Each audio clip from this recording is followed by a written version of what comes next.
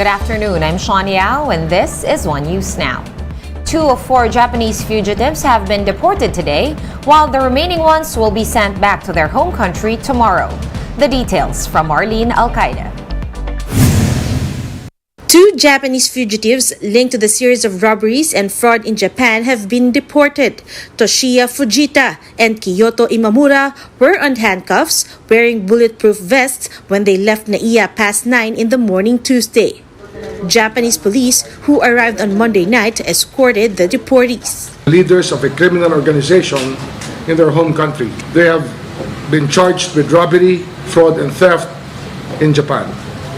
They are considered fugitives from justice. Today is historical in some ways, as these 4 fugitives have been subjects of warrants of arrest as well as deportation requests since 2019. They have been cleared of any legal impediment.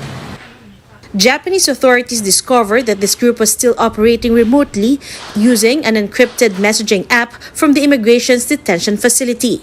They have requested a deportation of these criminals to face charges in Japan. However, before they could be deported, these foreign nationals should be cleared of any charges in Philippine courts. Fujita and Imamura's cases were already dismissed, so they were deported immediately.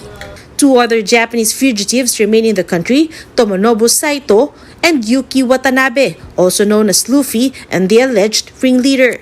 Just this morning, the court dismissed their cases of violence against women and children. The court granted the motion to withdraw information filed by the prosecution in both cases, and therefore, cases against my client, Yuki Watanabe and Tomonobu Saito, were dismissed by the court.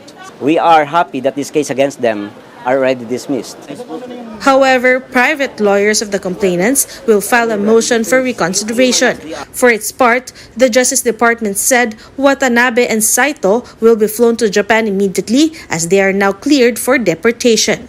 The 24 gadgets confiscated from the fugitives will be turned over to the Japanese police. The DOJ hopes that the recent actions taken against these 4 fugitives will serve as a signal to the international community that the Philippines is willing to cooperate to fight against criminality. We will deport them when there are requests for their deportation from the states where they commit crimes. For News 5, Marlene Alcaide, we are One News. The construction of the UPPGH Cancer Center has been set for the beginning of 2024. That is if the bidding process for the project is completed by the 4th quarter of the year, according to the timeline of the Public-Private Partnership Center. The PPP Center says it plans on holding an investors conference within the month and issue bid documents shortly after. The Cancer Center has funding of 6 billion pesos. Application to pre-qualify and bid by March, so within the 1st quarter of the year. And then after that, we have 6 months to complete the bidding process. So the bidders will be given time to do their due diligence and to prepare for their bid. So the bid parameter is for a lowest availability payment. So the government undertakes to pay an availability payment to the winning bidder. This is for making sure that the facility is up and it meets its minimum performance standards and specifications. And the Office for Transportation Security, or OTS, is looking into the supposed unprofessional behavior of airport employees towards K-pop boy group ENHYPEN. Videos circulating on social media show an unidentified female employee giggling while frisking the members. Fans said that the incident violated the no-contact security protocols at the NAIA. Other videos showed airport staff taking videos of ENHYPEN members, which fans pointed out is a violation of the etiquette guidelines of the group's agency, B-Lift Lab. The OTS said they are ready to impose appropriate administrative sanctions as soon as the investigation is done. We're pausing for a quick break, but One News Now will be back with more stories after that. Keep it here.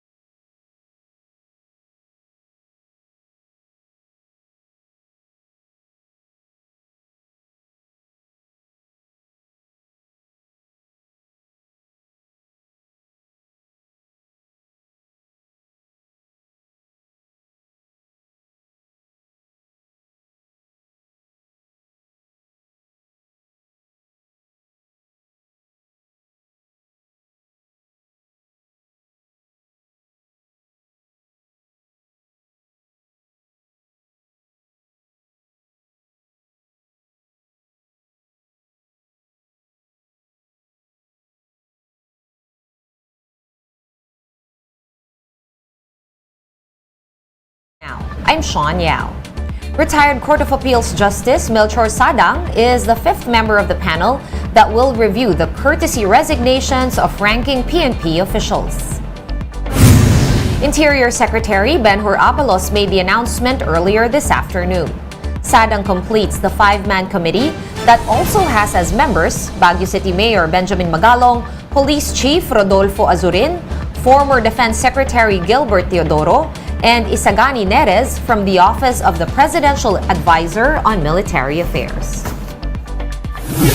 And in sports, one analyst believes there's nothing wrong with athletes playing overseas for better pay.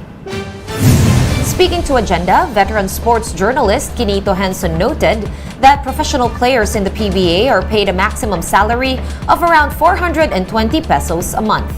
This is much lower compared to the 700,000 to 1 million pesos monthly pay offer made to some Filipino cagers now playing in Japan and Korea. For Henson, what is unacceptable are athletes who renounce their citizenships out of spite for their national sports associations. Ang laki ng diferensya. So you cannot blame, you cannot fault these players from going overseas and looking out for their families, looking out for their future. The only thing is, yung pagkasabi ko kanina sito, no, is that okay lang kung ganun ang reason. Pero kung yung reason is because galit ka sa National Sports Association mo o hindi ka naalagaan, yung mali yun.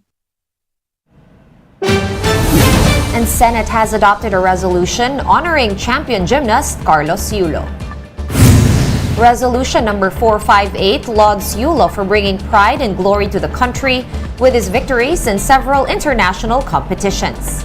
Senators also praised Yulo for being the first Filipino and Southeast Asian to win in the World Artistic Gymnastics Tournament, bagging the bronze in 2018. The 22-year-old has won 7 gold medals in the SEA Games, 3 in the Asian Championships, and 2 in the World Championships. And here is a quick look at the day's other top stories. The death toll from the massive earthquake that rocked Turkey and northwest Syria is now at over 5,000. Freezing weather is hampering efforts to find survivors and is also adding to the plight of the thousands left injured or homeless. Rescuers from all over the world have come to help the devastated countries. And the Agriculture Department sets a suggested retail price of imported red onions at 125 pesos per kilo. This covers medium and big-sized red onions in wet markets across Metro Manila and will be valid for 60 days, effective immediately. And the LTFRB will provide 210 to 350,000 pesos in subsidies to jeepney operators for the PUV modernization program. The aid varies depending on the make of the modern Jeep. The agency is targeting to consolidate at least 95% of jeepney franchises under the modernization program. For more updates, visit News 5, The Philippine Star, and Business World online. Visit our website, onenews.ph, for more in-depth analysis. You can also catch One News on Signal Play. Register for a free account at www.signalplay.com and stream One News Live anytime, anywhere. I am Sean Yao. We are One News.